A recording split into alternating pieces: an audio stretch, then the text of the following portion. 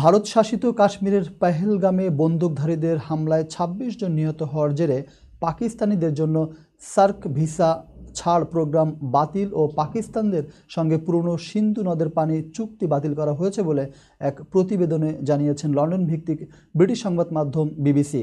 বুধবার ভারতের প্রধানমন্ত্রী নরেন্দ্র মোদীর নেতৃত্বাধীন দেশটির মন্ত্রিসভার নিরাপত্তা বিষয়ক কমিটির জরুরি বৈঠকে এই সিদ্ধান্ত নেওয়া হয় বলে সংবাদ মাধ্যমকে নিশ্চিত করেন ভারতের পররাষ্ট্র মন্ত্রণালয়ের সচিব বিক্রম মিশ্রি।